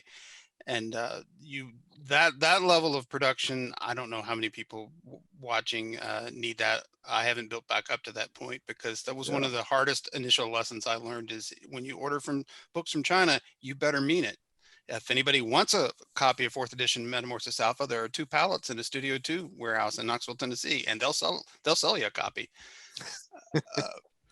But local printers are good, but it's a return on an investment. I want to be a good American, so my bookmarks started out being printed by my local print guy. Everybody that goes back to the old pre-press days like me likes having my guy in my town, and I had one that I was using until the pandemic hit, and they couldn't give me what I needed, and I did my research, asked around through my network, and found a POD bookmark printmaker that does just as good a job, gives me proofs, a 1 or 2 week turnaround, and that suffices. So, like if you're it was Justin LaPointe that asked about a zine. Zine print on demand is fine for zine. One bookshelf print on demand is not the worst. Lulu is pretty good. The saddle stitch thing is kind of fading, but Lulu still does it. And yeah, depending on how 70s you want your zine to be, you can print them and bind them yourself with a giant stapler and a straight edge. I have one. I actually want to end this part of the conversation with Luke, because as a convention coordinator, GaryCon does a lot of stuff and has to get printing from all over the place. And Luke knows a thing or two about logistics. So what can you add to this? I think, so yeah, doing stuff with, much as Jim said, if you work with a local guy or local company and you, again, build that relationship, they will call you and they'll ask, hey, is this what you want? Or, hey, how about this? Or let me do this little refinement on your graphics. So I would use Alpha Graphics in Madison to do stuff for GaryCon, like like the table cards and the bidding cards and signage and all that sort of stuff. And then someone can pick it up and deliver it. Like, people who are in the area will just drive it down, and that saves you on shipping. But if I'm going to print large quantities of something that's like a brochure or flyers or things like that, I don't use the local guy. I'll use uprinting.com or something like that. But if you mess that up, just like China, you'll get exactly what you ordered. Yep. So that's the danger. It's a little bit cheaper. There's the shipping involved or whatever, but you want 3,000 of them in color, it's going to be cheaper than asking the local print shop to do it. So again, that's where that graphics guy, that art director is going to make their money and get you the right dimensions and all that sort of stuff. But yeah, I use a mix of those 2 things. The local print shop for my signage and in that way I interact and go back and forth with the designer. If it's something that I'm going to order a whole bunch of the same thing, then it's probably more economical to use an online service or something to do it. Same thing for kind of designing shirts too, right? So a little more specifically, as far as GaryCon goes, for like the cups and the specialty items like that, that's where does that come from? There's actually a couple different spots I use. I think, oh my gosh, I'm forgetting. It's because it's been a couple of years. I haven't done it. Right. But yeah, I do that all online. I even ordered the shot glasses online. It's cheaper than using my glass etch guy. I used to use Gordy at Zip Etch, but his prices were a little higher. He was charging me about $5, I think, for a shot glass or something like that, and I can get it for $1.25 online. So that's what I did. Even the shipping, it then became more economical to do. But yeah, I use something for less, mugs for less, or, whatever it is, stadiumcups.com. And you just make sure you got your design correct, and then use the preview function, and you're all right. And if the only time I had it messed up was when I actually used a friend connection and they didn't follow my instructions and they replaced it. So Jim might have been around for that one. I don't know, where they printed black on the blue cups instead of white on the blue cups. It didn't turn out very well. Oh, yes, I remember. Yeah. but I have a bunch of extra cups with dark writing on them that don't look quite right, but it's all right. So yeah, I mean, for those repetitive Holy functions, cow, I want one of those cups. yeah, for those repetitive functions, yeah, it's better to go with your online guys are probably going to have those economies of scale that make it cheaper. Stadium cups are pretty light, even though they cube out a little bit higher, so the shipping's not too bad on them. Glassware is expensive. The glassware shipping, if you can get it local, consider the shipping cost. So it's really just what you're doing and the how big and how many of those things you're doing that makes a huge difference. Cool. I am gonna ask this question with no backstory, just because I want to get Luke's reaction. How about getting dice made? Actually, dice can be quite challenging. It can be a very challenging thing. Yeah, that's. Yeah, okay, that's what I was looking for, and I got that recorded. I'm gonna keep it forever. No, and what I was mostly aiming at was you made a replica set of the old 70s dice that your dad had. Yep. Craig Zispy. And you had those at the last one that I was at and sold them. So is that an overseas buy that gets shipped in? Yeah, that was. So there's, interestingly enough, those dice were, I used Black Oak Workshop, which is an American designer, to kind of broker them, but he had them designed in China. So he did all the middleman work with the technical specs and how to do it. And they were a little bit of a chunky die. They were a little bit bigger than the Creative Productions 1972. And believe it or not, no one makes, or very few people make sharp-edged dice anymore. It's a very rare thing. And to be able to do that, it wasn't possible. So they're a rounded edge. I'm actually looking and working with somebody now to make an actual size, sharp-edged reproduction of the 1972 Creative Publications dice. So holy cow. Yeah, but out of modern stuff, they won't wear out as much, but yeah. But the number pattern will be the same. The sizes will be the same. It'll have the sharp edges. So God bless you, Luke. God bless you. Sign me up. Yeah, I think they'll be beautiful as well. And the way to do that is they're actually going to probably hand pour them into silicone molds. Wow. So yeah, it's not the cheapest way of doing things, but you can get that sharp edge and be a lot better. But yeah, the dice thing, generally you're doing it overseas. And if you're doing it in the States, we just don't have the manufacturing that's going to be able to do that unless you're taking a standard die that's probably made in China, a blank that has whatever side blank, and then you laser etch something on there. That you can do here in the States. But otherwise, you're getting your blank manufactured somewhere else. It might be Poland. Who does dice in Poland? Is that Q Workshop? Q Workshop. Yep. So they did the GaryCon 6 dice, which Jim designed for me. And those turned out really cool. They had the demon face on them. Demon face logo is very nice. So that was Q Workshop. For the D4, we used Chessex, where they just took a blank and lasered on the interlocked GC for the 4. And for the D8, I did the same thing. I had a blank and I had someone etch it on there. And the 12-sider, or correction, 10-sider I made. You remember those. And then the 12-sider, I had Level Up dice do them.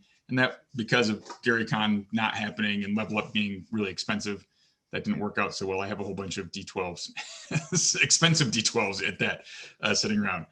So my next dice set will probably be, for GaryCon, I don't know, we'll see when we do a dice set. It probably won't be 14, simply because it's been crazy and there's not a whole lot of cash in the coffers right now to go out on a limb. Yeah, it's a tough environment for specialty dice. Oh yeah, right now. I just want to come in on dice with I decided to do dice myself and consulted Craig Zipsy at Black Oak Workshop, and Craig's first warning was dice are hard. Be sure you want to do this before you get in it. And unlike Luke, I didn't have the smarts to have Craig as a middleman. I took his advice and did it myself, and turns out dice are hard. I probably won't do dice again myself soon. I've heard that from a number of people that have included dice. It was like back in the day when every Kickstarter said, hey, I'm going to offer miniatures. And then people started figuring out what an absolute nightmare that was. if it's not a specific miniatures Kickstarter. If you're writing a book and you're like, hey, I'm gonna throw in some specialty monsters, and it's like, okay, well, let's just talk about shipping, because that puts you in a whole different stratosphere. Yeah, that And- shipping will kill you. Yeah. No media mail for dice. Yeah, it doesn't qualify. So now your shipping has doubled or tripled. And if you don't account for that, surprise, you're bankrupt. Yeah. And if you didn't say, oh, by the way, this only applies to the continental United States, not the guy in Nepal and Australia, you're also going to take it. Right. Before Well, I mean, the shipping that they changed. there's a fantastic story that was actually before Zach's time at Frog God, when Razor Coast, when I was at Frog God, and we had to ship an entire pirate's chest to Australia, and it got lost. So then another one had to be shipped, and it was like I could have flown there for cheaper. So $5,000 later. Yeah, and it was all just because somebody wanted a pirate chest with some pirate keys and some pieces of 8 and all of this specialty stuff in a Kickstarter that was like, yeah, bad idea. But like Jim says, you're cutting tuition checks. You're learning. Sometimes you learn real slow, but you do in fact learn. Any other questions that are here? Yes. Yes. I wanted to piggyback on something that was just said. I've been looking into doing things like print on demand with Ingram Spark and merchandise with Cafe Press. And I noticed they use the same price. The price they sell your products for is the same price they charge you. So if I was to buy my stuff from them to sell at conventions, the price, I'd have to charge a higher price at the convention than what you could get it online in order to make a profit. Yep. Until you order, I think right now, So- English Spark is 500 units. Until you order that, there is no price break. You're absolutely correct. We have the same problem. I don't have an answer for you, except for That's thing. actually a very common problem in construction these days, because people can go to Home Depot and buy materials, and if you go to a contractor, the contractor is also buying from Home Depot to get materials. So yeah, you can get, unless you're buying in certain amounts of bulk, it is screwy. Yeah. It does. What do you cost guys more. what do you guys recommend I do then in order to, I mean, should I continue to go through Cafe Press and Ingram Spark? And I mean, how, if they're going to charge the same amount for me as they do online, how am I going to make any money at Well, you selling can stuff set at an Ingram Spark. conventions? You can set the price on Ingram Spark higher if you want to, and they will make it that case. So I can go and say, okay, I'm only going to give take a 55%, not 35% on what the retailer cut would be. My recommendation is to go ahead and leave it kind of like it is. Sign the books you bring to conventions and explain. You can also get these online a little bit cheaper, and you still get paid. You can online cheaper, but give a signed book, have a reason why it's a little bit more valuable to convention, and not mess with that kind of business model yet, because that's a decision that you should be doing when you're worried about pushing 700 titles a month, to the tune of 1,500 copies. Then just from the very beginning, make it more valuable for people at the convention, because I want to buy it from your convention. I don't want to buy it on Amazon if I'm going to pick it. You're actually going to make more sales there, and they'll go back and buy your other stuff. I highly recommend you just make it more valuable in person and use them, because the other options are so expensive. But that's just my take. Yeah, if you Okay, sign a book and write an amusing anecdote in it, people love that. I mean, I do it all the time just because I like to mess around. So I'll write a little story in people's books, and they're like, "Oh my God, this is fantastic!" And I'm like, "It was just a story." But Can yeah, you do the same thing with? can you do the same thing with merch Not as much. conventions? Okay. Not as So much. with the merch side, there's a couple different ones that you can use. Threadless will cut you a difference. Like if you order from Threadless, they won't add the retailer, like the markup on there. They'll give it to you Yeah. at whatever the cost is. Same thing with Printful. You can do orders through Printful that are for you or for promotional, and then they just charge you the base cost, not the retail amount. So there's services that'll do that. Yeah, and if you have a business license and you are reselling and you have all that paperwork, which is not something we are going to touch on here, then you can get a price break for certain places as well. That is a whole different investigation, and please don't take my advice on that. What are you having made at Cafe Press anyway? Well, I was looking at various type of merch, like T-shirts or hats or cups, things like that. You know. Jim? Well, I'm going to prove I can't get through one of these things without a rant. Stay away from Cafe Press. Thank you. I didn't know if I wanted to okay. It's all written into the small type of their end user agreement that once you upload an image to them, they own it now. So you've just given up your IP. And I learned this by deciding to use Cafe Press to produce some Marvin the Mage t-shirts years ago. Now you can go to Cafe Press, and if you search right, you can find Marvin the Mage women's thongs, Marvin the Mage beer glasses, lots of things I didn't create that have my IP on them, and I don't make a penny out of any of it. So don't do Cafe Press. Thank you for letting me know that. You just saved me. You don't know how much you just saved me.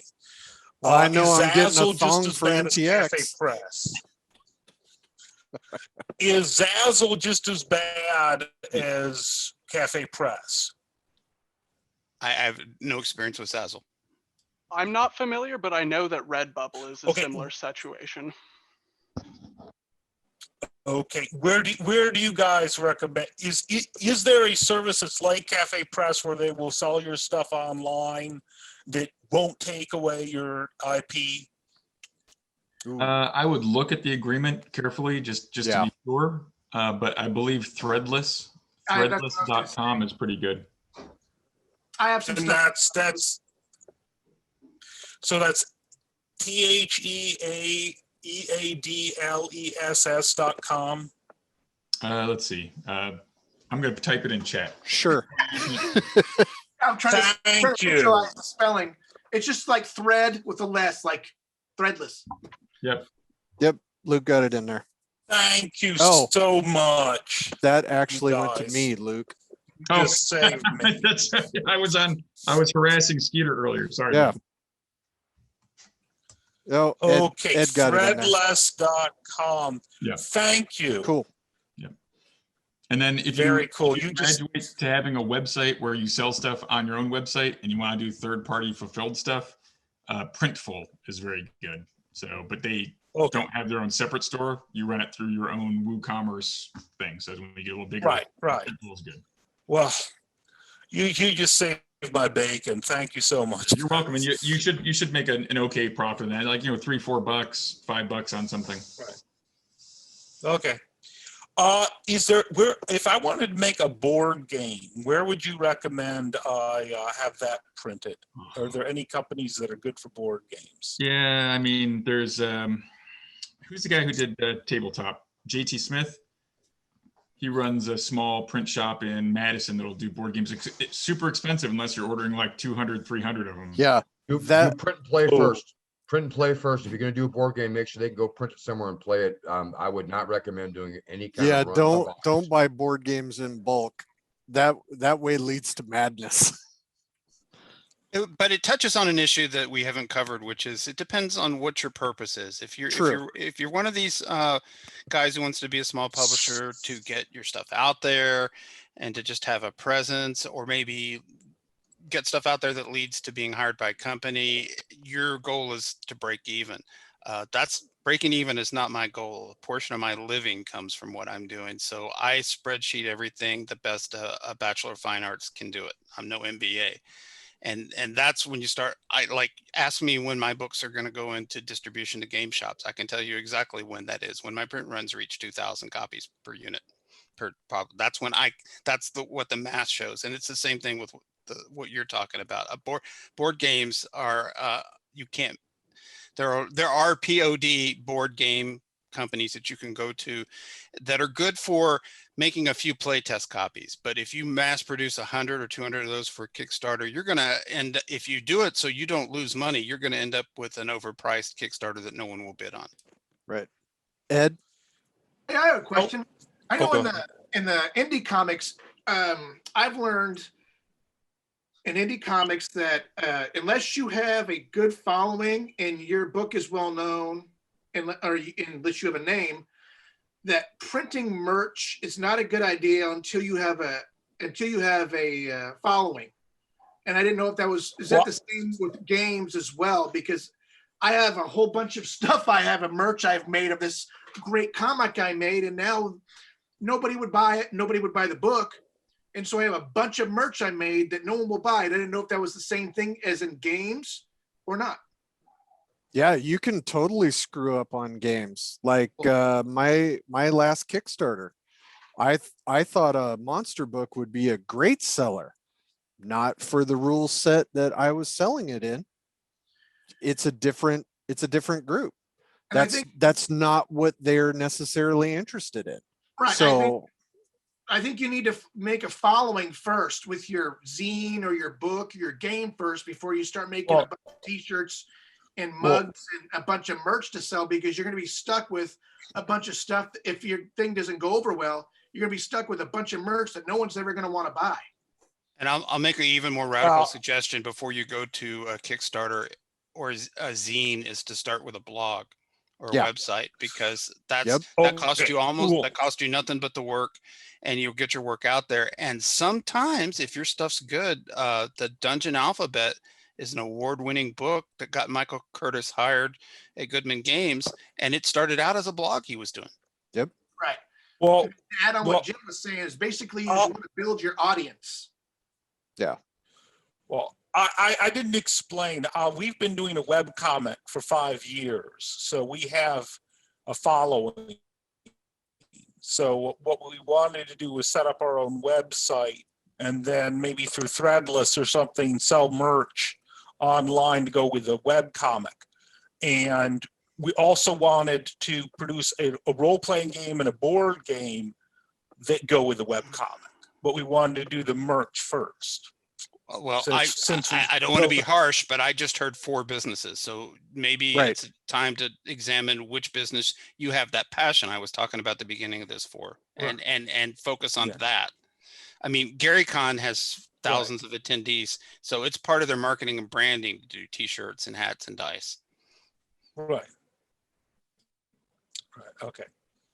Very limited edition print runs of things, just very small scale, might not be a bad option either. If you really do want to start pushing merch of some sort and you do have a following, then maybe just a very small set of something might be a good idea. You don't need to go overboard with a huge merchandising project. Right.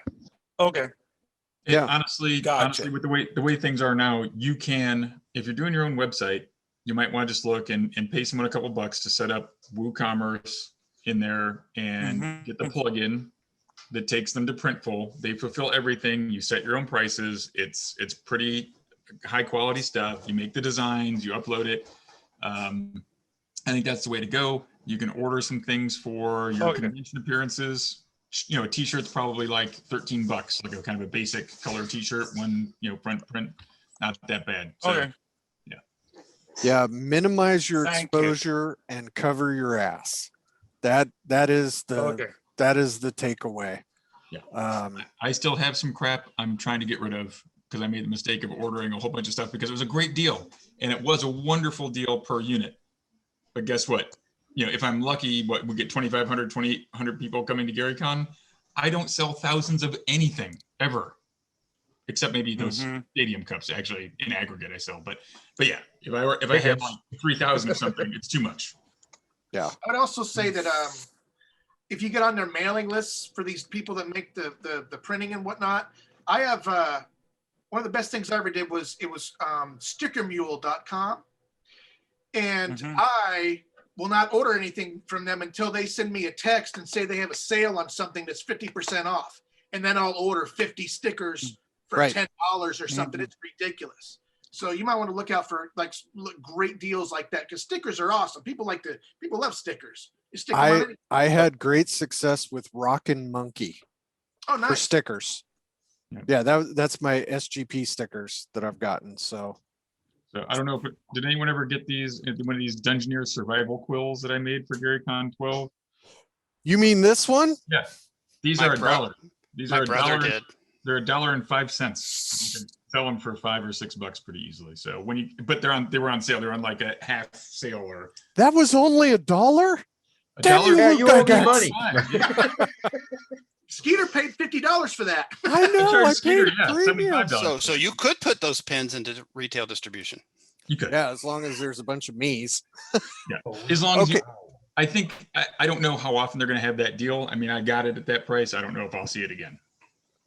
That was how they got me in the door. They're like, oh, first time customer, special deal for you. Yeah, definitely look for deals if you're going to get merch. There are always seasonal deals. People are running specials.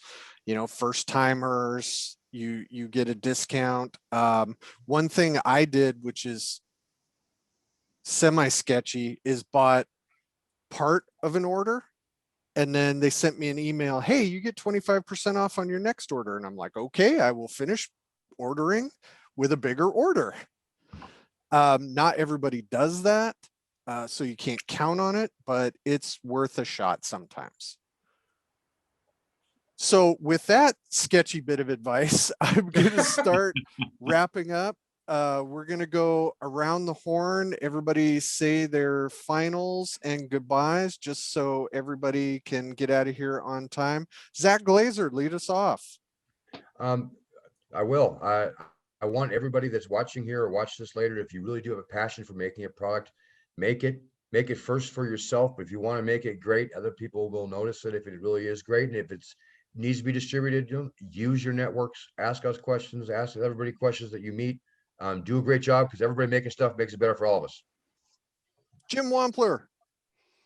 I want to flip it around and just express massive gratitude that there are such things as GaryCon and goddammit Zach panels and all the people on them. Every time I'm in one of these, I just feel lucky to be here. There's in the back of my head, there's a 15-year-old me going, yes. So thanks for having me. Elissa Fadden. I'm actually going to echo Jim. Jim, much love to you, man. I'm having an absolute blast, and this is just day one for me. I feel like a year without conventions, and I'm beginning to get that tingle of family around me again, and it's giving me goosebumps. I love every single panelist right here with me right now. Edwin, that includes you, my friend, and everyone that joined today. Thank you so much. Ed Bickford. I just want to thank you guys for including me. This is my first panel at a con, a game con, and I appreciate everyone on this panel. You guys are awesome. I appreciate everyone showing up. And anybody out there, you guys have any questions about art or anything, you just give me a holler. I'm on Facebook as Ed Bickford, or on Twitter as Edwin Bickford. And what else am I on? Facebook, Twitter, Instagram. I'm on Instagram as well. So you get and TikTok, Ed. TikTok. Oh boy. No TikTok. OnlyFans? No Snapchat. I told you, I'm making that site, Skeeter. I told you. All right, my bad. I didn't mean to leak that. If you have any questions about art or anything, just give me a holler. I'll always talk to anybody. Wonky. I just wanted to thank everybody for coming in attendance and listening to us talk. This has been a really enlightening experience for me, and hopefully it was for you guys as well. And I want to just express my immense gratitude I have to my friends and mentors who are here on this panel with me. I couldn't have been here without you guys, and much love to all of you. And the man with his name on the convention, Luke Gygax. Well, thanks for including me. Thanks for inviting me to participate. Hopefully I had a couple words that made sense to people. A lot of experience here on the panel. You guys are out here making it happen. I do want to note that I have a couple more artists to steal, so I have made those notes. So Zach, just, I'll get you, Luke. And yeah, thanks everybody for sitting, watch, asking questions and hanging out with us. I appreciate it. Thank you, everybody. I'm Skeeter Green. When we're in the real and at game conventions, come up and ask questions, talk, let's chat. Buy Zach lunch. He loves to take pictures of food. Thank you for this time. Thank you, Luke, for having GaryCon. Thank you to everyone who showed up. Thank you to Alla Banana, who hid in the crowd because I want to embarrass the shit out of her because she's great. Thank you, everybody. This has been a blast. Yes, Game. thank you, everybody. Go forth Yeah. and conquer. I'll get you, Luke. Thank you all. Thank you all for your good advice. You're welcome. You're welcome.